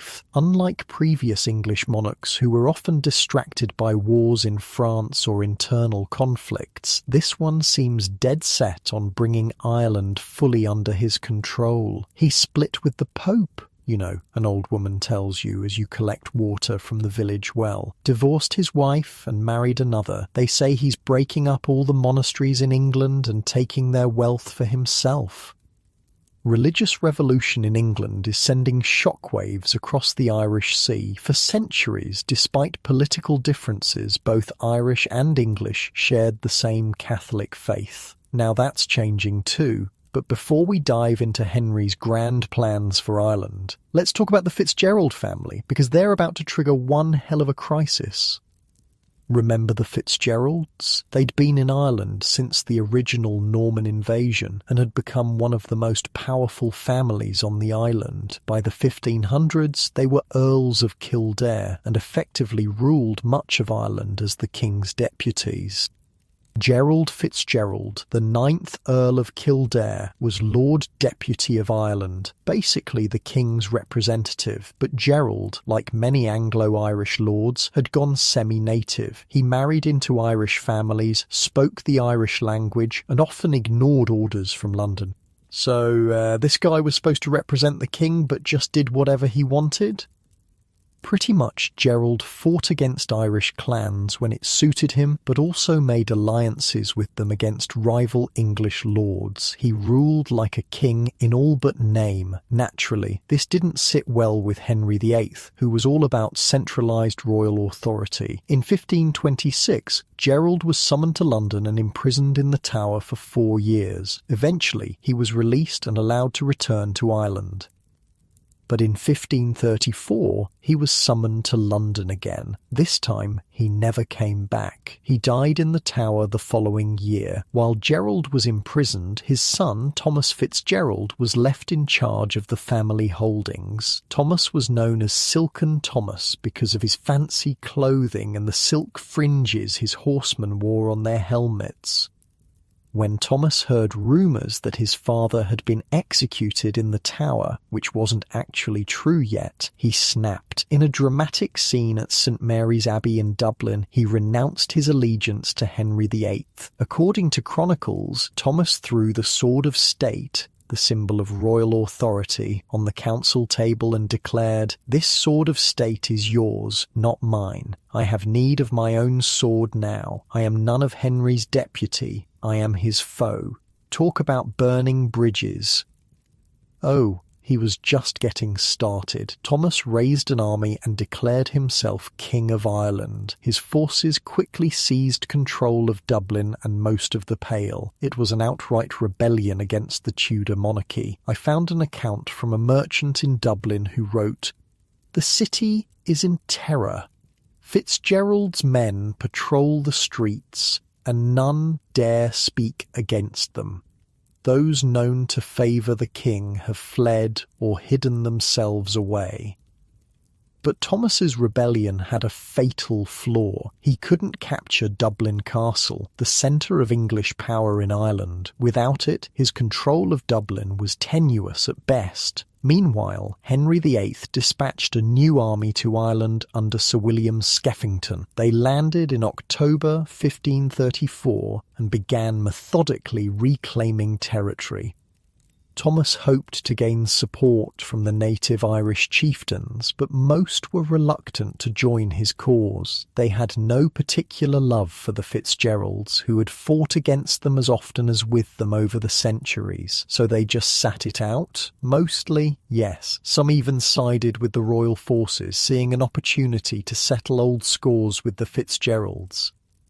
By 1535, Thomas had suffered several defeats. In March, he failed to take Dublin Castle again, and royal forces began to recapture the Pale. In July, Skeffington besieged the Fitzgerald family's main stronghold at Maynooth Castle. The castle was considered nearly impregnable, but the English brought something new to Ireland: heavy artillery. After just 10 days of bombardment, the walls were breached, and the castle fell. What happened next became infamous as the Pardon of Maynooth. The garrison surrendered, expecting to be treated as prisoners of war. Instead, Skeffington ordered all of them executed, about 25-30 men, including priests and civilians who had taken refuge in the castle. Jesus! That's cold! It was deliberate psychological warfare. Henry VIII was sending a message. Resistance would be met with unprecedented brutality. The tactic worked. After Maynooth fell, Thomas Fitzgerald's rebellion collapsed. By August 1535, he surrendered to Lord Leonard Grey, the king's new deputy. Thomas was sent to the Tower of London, where he was executed in February 1537, along with 5 of his uncles. The Fitzgerald rebellion had failed completely, but its consequences were enormous.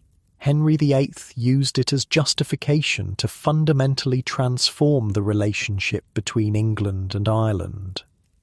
Unlike previous English kings who were content to rule through loyal lords, Henry wanted direct control. He dispatched royal officials to systematically extend English authority across the entire island. But Henry was clever. Rather than trying to conquer Ireland purely through military force, which had never worked well, he developed a new policy called surrender and re-grant. Surrender and re-grant sounds like some boring legal thing. The name's dull, but the concept was revolutionary. Here's how it worked. Irish chieftains would surrender their lands to the king, renounce their Gaelic titles, like the O'Neill or the McMurrough, and abandon Brehon law, the traditional Irish legal system. In return, the king would grant them the same lands back as hereditary estates under English law, along with English titles like Earl or Baron. They'd become landlords rather than clan leaders. This completely transformed the nature of Irish society. Under Brehon law, a chieftain didn't personally own his clan's territory. He was more like a trustee managing it for the benefit of the entire clan. Land belonged to the community, not individuals. Under English law, these newly minted lords now owned their lands personally and could sell them, rent them out, or do whatever they wanted with them. The clan members who had previously had traditional rights to the land suddenly became tenants with far fewer protections. I read a transcript from an Irish court case decades later where an elderly man testified, "In my grandfather's time, the land belonged to all of us. Now it belongs only to the Lord, and we must pay whatever rent he demands or be thrown out." So the chieftains basically sold out their own people. Many did. Yes, the offer was too tempting to refuse. They got to keep their lands, gained new prestigious titles, and often increased their personal power, even if it meant undermining the traditional clan system. Some of Ireland's most powerful Gaelic dynasties accepted these terms.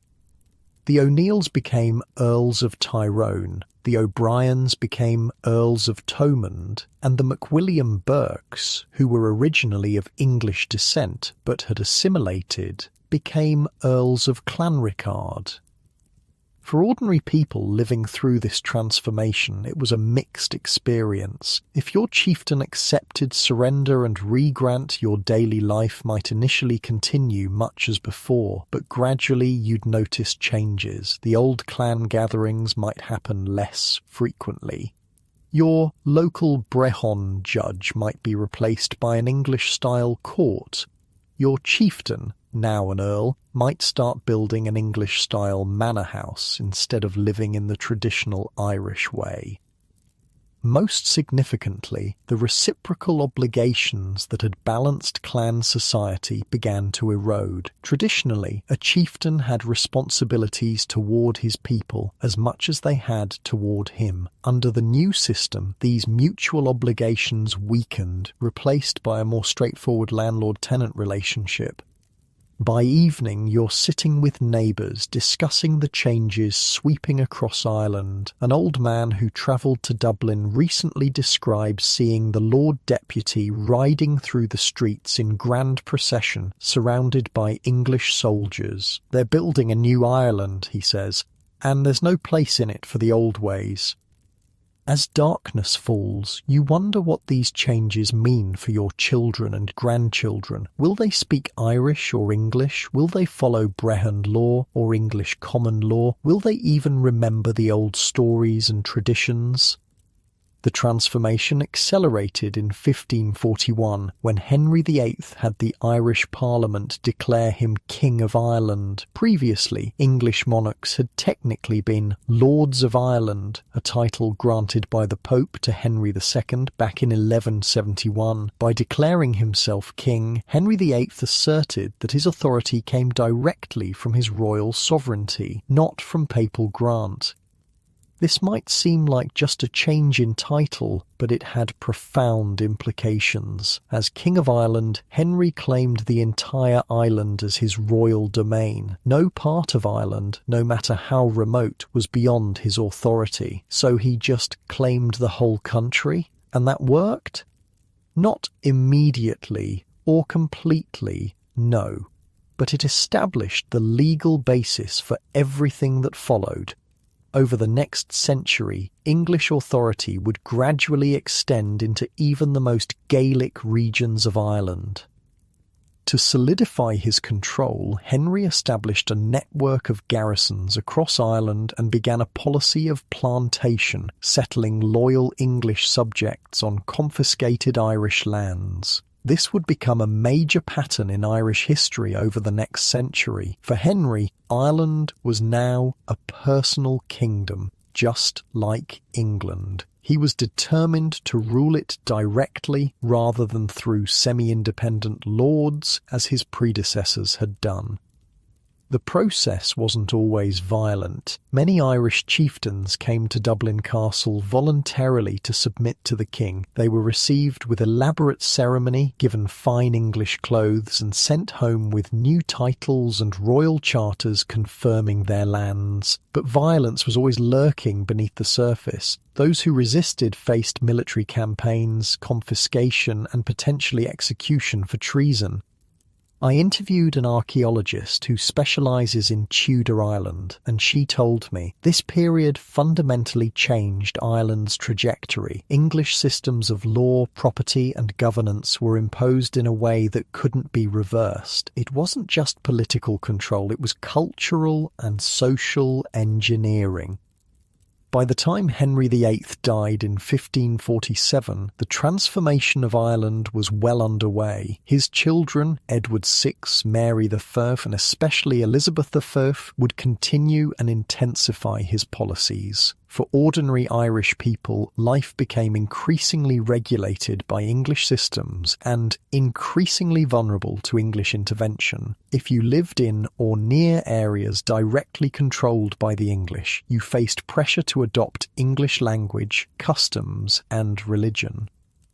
If you lived in more remote areas under Gaelic lords who had submitted to the crown, changes came more gradually. Your lord might still speak Irish and maintain some traditional practices, but his legal authority now came from the English crown, not from traditional Gaelic sovereignty. As night falls completely, you lie on your bed of straw in your simple home. The fire has burned down to embers, casting a soft glow across the room. Outside, you can hear the wind in the trees and the occasional call of a night bird. Your world is changing in ways that will never be reversed. The old Ireland, the island of high kings and Brehon laws, of cattle raids and poet prophets, is fading away. A new Ireland, shaped by Tudor power and policy, is emerging. Yet as you drift towards sleep, there's one comfort. The land itself remains. The same hills, the same rivers, the same changing skies that your ancestors knew. Whatever happens with kings and laws and titles, this endures. Unlike your comfortable modern bed with its memory foam and temperature control, a medieval Irish person had to find comfort in simplicity. The warmth of woolen blankets, the soft crackling of dying embers, the knowledge that some things remain constant even in times of great change. As Henry VIII's new order takes shape across Ireland, transforming ancient kingdoms into English-style counties and chieftains into earls, we'll continue our story next with the religious dimension of this conflict, because the Reformation is about to add fuel to an already complex situation. The morning fog is thick enough to cut with a knife as you make your way to the village church. It's a Sunday in the 1570s, and church attendance isn't just about faith anymore, it's become political. Queen Elizabeth I has been on the English throne for over a decade now. Unlike her sister Mary, who briefly restored Catholicism to England, Elizabeth is firmly Protestant and expects her Irish subjects to follow suit. "You coming to service?" asks a neighbour, eyeing you warily. "Of course," you reply, though you both know many in the village still attend secret Catholic masses held in remote locations by priests hiding from English authorities. Religion has added an explosive new dimension to the already complex relationship between Ireland and England. When Henry VIII broke with Rome and established the Church of England, he expected Ireland to simply follow along. But while the English settlers and some Anglo-Irish lords accepted the new Protestant faith, the vast majority of Irish remained staunchly Catholic.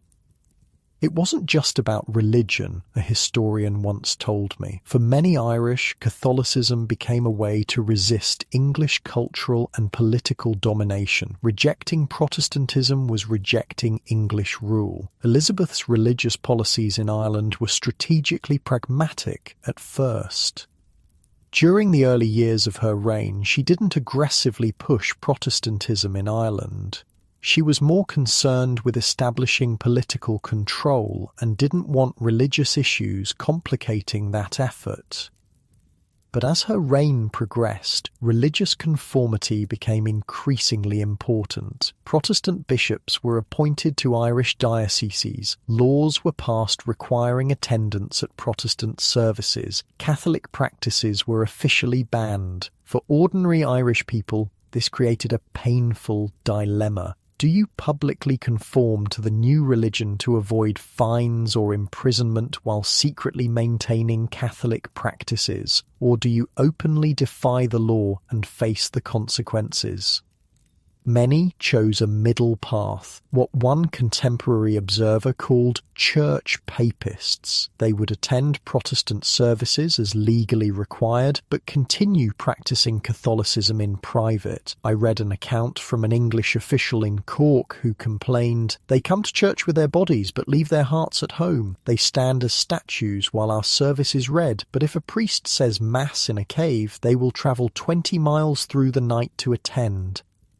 By midday, you're working in the fields, careful to avoid discussion of the morning's church service with anyone you don't fully trust. Religious division has made everyone cautious about what they say and to whom. Meanwhile, Elizabeth was methodically extending English control throughout Ireland. Unlike her father, who relied heavily on the surrender and re-grant policy, Elizabeth favoured a more direct approach, military conquest followed by plantation. Plantation, like growing crops?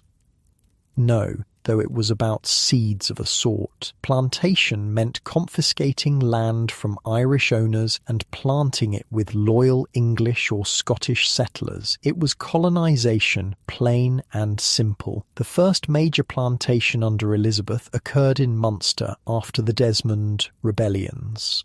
These were uprisings led by the Fitzgerald Earls of Desmond, a different branch than the Fitzgeralds of Kildare we discussed earlier.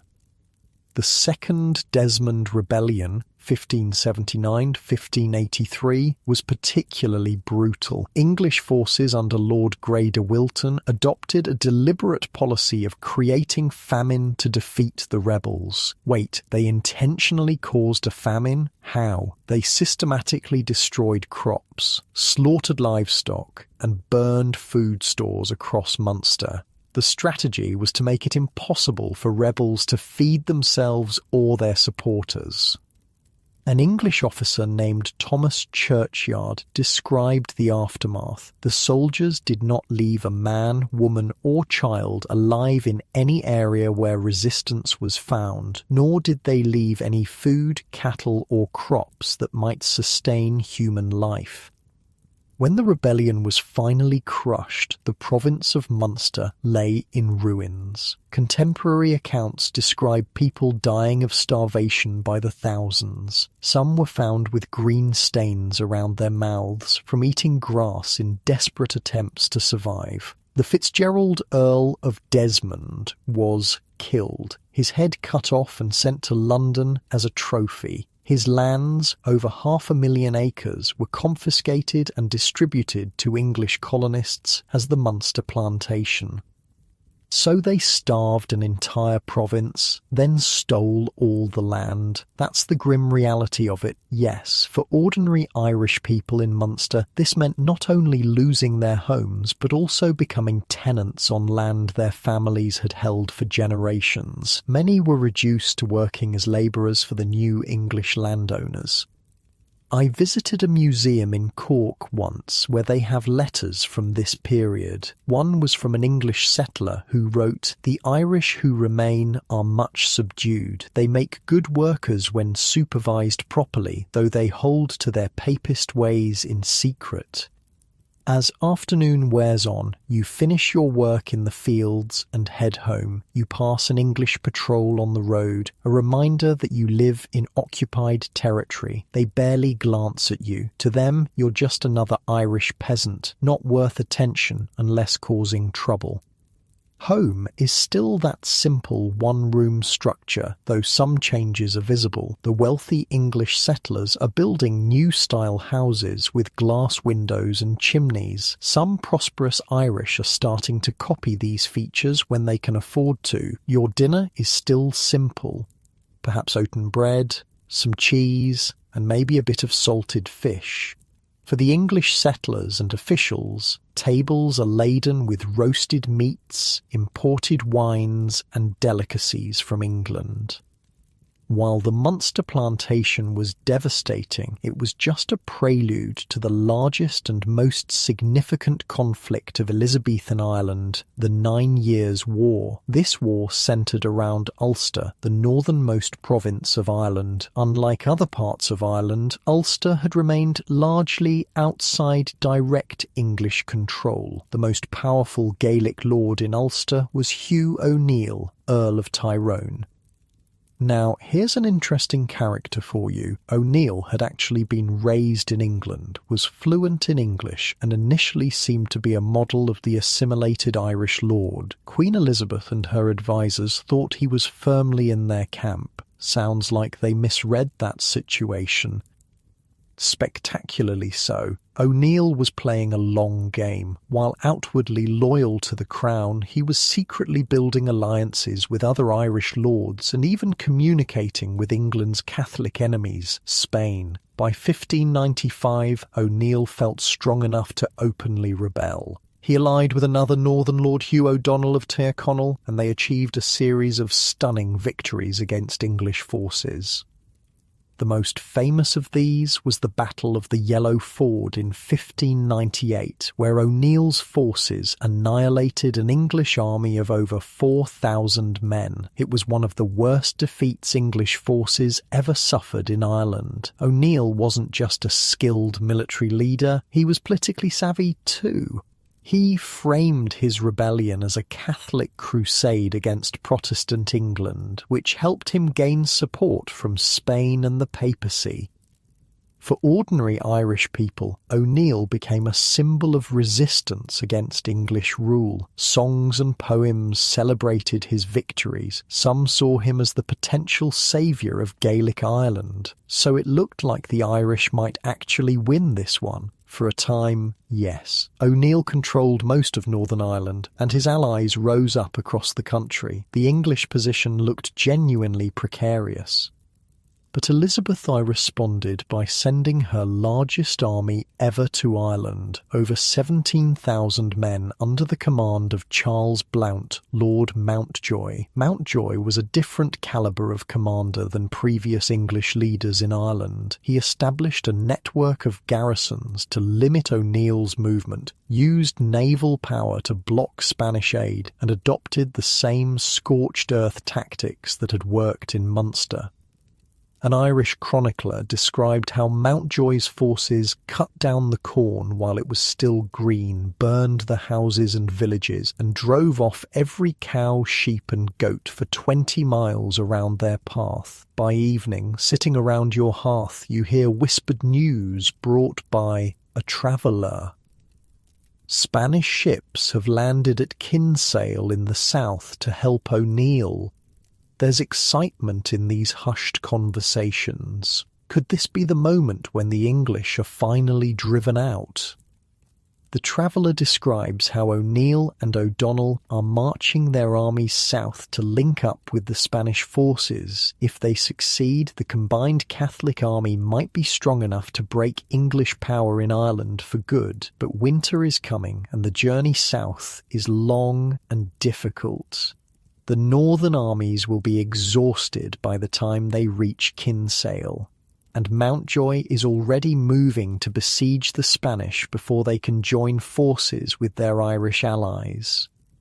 On December 24th, 1601, the armies met at the Battle of Kinsale. It should have been a strong position for the Irish. They had the English surrounded between their forces and the Spanish in the town. But military historians tell us O'Neill made an uncharacteristic error. Instead of waiting for the English to be weakened by winter conditions and lack of supplies, he opted for a direct assault. It proved disastrous. The battle quickly turned into a rout. Thousands of Irish soldiers were killed and the survivors fled back to Ulster. The Spanish in Kinsale surrendered and were allowed to return to Spain. For ordinary Irish people, the defeat at Kinsale was devastating. One contemporary account describes how a great sorrow fell upon the Irish of Ireland, for the hope of Ireland's deliverance was lost. So that was it? Game over? Not immediately. O'Neill continued resistance for another year and a half, but his position grew steadily weaker. Finally, in March 1603, he surrendered to Mountjoy at Mellifont. Just days before O'Neill's surrender, though neither side knew it yet, Queen Elizabeth had died. James VI of Scotland had succeeded her as James I of England. It was the end of the Tudor dynasty. Under the terms of surrender, O'Neill was surprisingly well treated. He kept his lands and his title as Earl of Tyrone. He had to renounce any foreign allegiances and swear loyalty to the English crown, but otherwise his position seemed secure. For a few years, an uneasy peace held in Ulster, but O'Neill and other Irish lords found their power steadily eroded under the new Stuart monarchy. English officials interfered more and more in their affairs. Legal cases went against them. Protestant settlers continued to arrive in their territories. In September 1607, O'Neill, along with the Earl of Tyrconnell and about 90 other Irish nobles and their families, boarded ships and sailed for continental Europe. They hoped to secure Spanish support for a new rebellion and return to Ireland with a foreign army. It never happened. The exiled earls spent the rest of their lives in Rome, never seeing Ireland again. This event became known as the Flight of the Earls, and it marked the effective end of the old Gaelic aristocracy in Ireland. With the Earls gone, the English crown declared their lands forfeit. This created the opportunity for the largest and most consequential plantation of all, the plantation of Ulster. Over the next few years, hundreds of thousands of acres in Ulster were confiscated and distributed to new settlers, primarily from Scotland and England. Unlike previous plantations, which had focused on bringing over wealthy landowners, the Ulster plantation brought thousands of ordinary British tenants to farm the land. This created an entirely new dynamic in Ireland, a large population of Protestant settlers who had no interest in assimilating into Irish culture or converting to Catholicism. Their loyalty was to Britain, and they viewed the native Irish with suspicion and often contempt. So, this is where the whole Northern Ireland situation begins? Exactly. The Ulster plantation laid the foundation for centuries of sectarian division that continues to affect Northern Ireland to this day. As night falls, you listen to an old man in your village sing a lament for the departed earls. The song speaks of eagles flying from their nests, never to return, and of Ireland left defenceless against its enemies. There's a sense of profound loss in the music, not just for specific individuals, but for an entire way of life that's disappearing. The old Gaelic world of clan loyalties, Brean laws, and native traditions is giving way to an island increasingly shaped by English law, language, and customs. Tomorrow, you'll wake to a changed Ireland. The flight of the Earls and subsequent Ulster plantation marks the effective end of Gaelic Ireland as a political entity. From now on, Ireland's story becomes increasingly one of colonisation, resistance, and the complex interplay between native Irish and settler communities.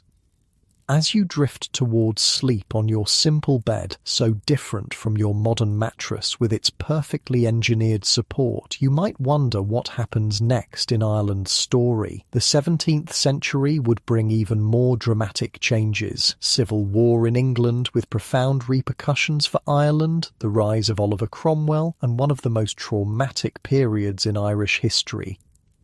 But that's where we'll pick up next, as Ireland enters one of its darkest chapters, followed by the dawn of a new era of resistance and the slow, painful birth of modern Irish identity. Dawn breaks over a troubled island. It's 1641, and Ireland is a powder keg about to explode. You wake to urgent knocking on your door. A neighbour stands there, breathless with news. "It's happened," he says. "The Irish have risen up. They're attacking the English settlements in Ulster."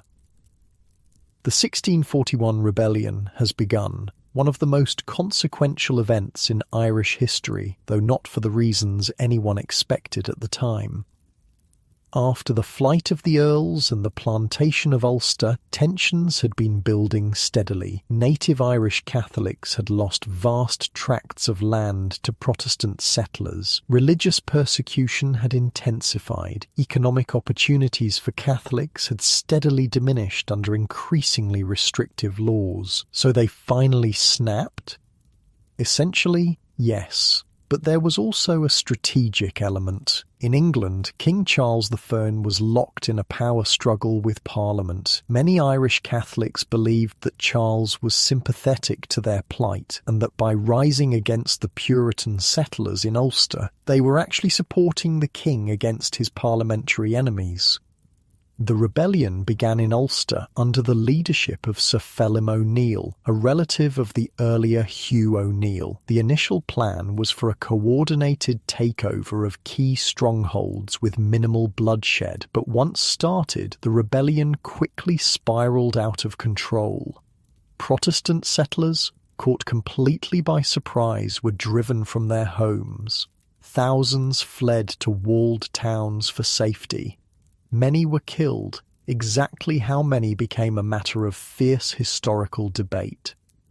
I'm guessing the English version and Irish version of what happened differ a bit. That's putting it mildly. English accounts claimed a wholesale massacre of Protestants. One widely circulated report put the death toll at over 150,000, more than the entire Protestant population of Ireland at the time.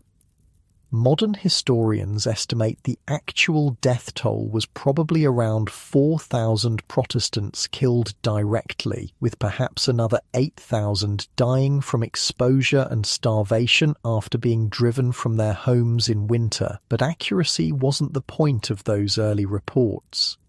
They were propaganda, designed to inflame Protestant opinion against Irish Catholics. And they worked spectacularly well. I saw a collection of pamphlets from this period in a museum once. The illustrations depicted Irish rebels as literal monsters committing unspeakable atrocities against innocent Protestant families. One headline screamed, "The barbarous cruelty of the bloody Irish rebels." These accounts, wildly exaggerated though they were, shaped English perceptions of the Irish for generations. They also provided justification for what came next.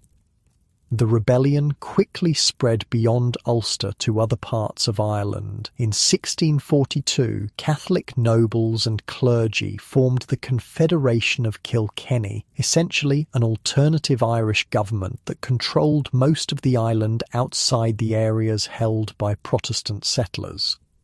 For a brief moment, it seemed like the Irish Catholics might actually succeed in taking back control of their country, but their timing couldn't have been worse.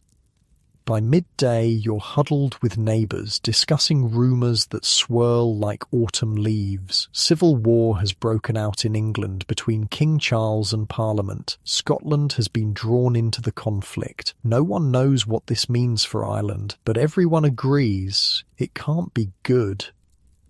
England's distracted by its own problems, an optimistic young man suggests. Maybe they'll leave us alone now. An older woman snorts in derision. When have the English ever left us alone? She's right to be sceptical. The English Civil War didn't mean Ireland would be forgotten. Quite the opposite. For nearly a decade, Ireland became a complex battleground with multiple factions: the Catholic Confederates, Royalists loyal to King Charles, Scottish Covenanters and English parliamentarians. Alliances shifted constantly, and ordinary people suffered regardless of who was temporarily winning.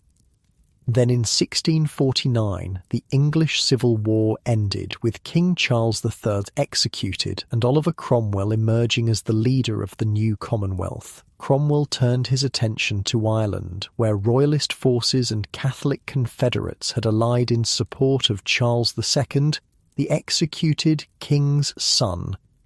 Cromwell landed in Ireland in August 1649 with an army of 12,000 veteran soldiers. What followed was one of the most brutal military campaigns in Irish history.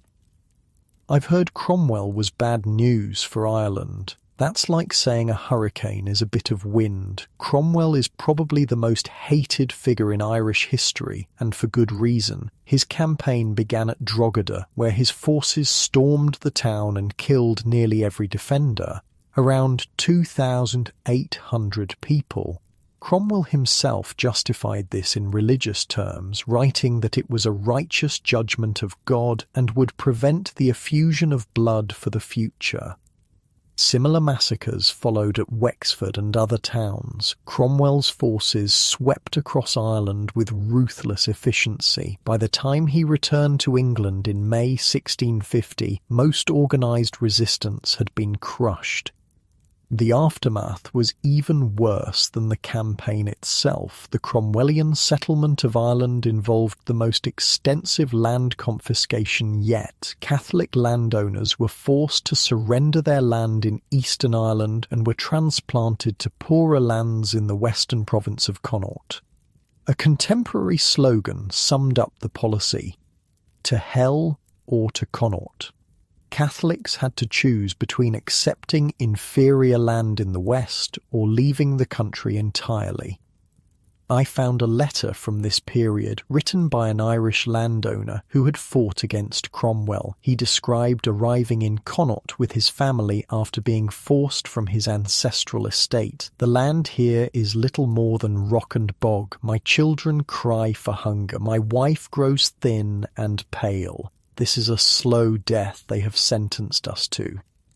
For ordinary Irish Catholics, the Cromwellian period was catastrophic. Some historians estimate that between war, famine and disease, Ireland's population fell from around 1.5 million in 1641 to perhaps 850,000 by 1652, a demographic collapse of over 40%. The land confiscations were equally dramatic. Before 1641, Catholics had owned around 60% of land in Ireland. By the 1650s, this had fallen to just 20%, and most of that was poor quality land in the West. So the Irish lost basically everything? Pretty much. And remember, this wasn't just about property. Land ownership in this period determined political rights, social status, and economic opportunity. The dispossession of Catholic landowners created a nearly complete overlap Between religious identity and economic class, Catholics became almost universally poor, while Protestants controlled wealth and power. By evening, sitting around your hearth, an old man who has lived through these tumultuous times shares his memories. "I've seen the old Gaelic lords flee to Europe," he says. "I've seen plantations take our best land. I've seen Cromwell's men kill without mercy, and still we endure." He's right. Despite everything, Irish culture persisted. The Irish language continued to be spoken, especially in rural areas. Traditional music, storytelling, and customs survived, though increasingly pushed to the margins.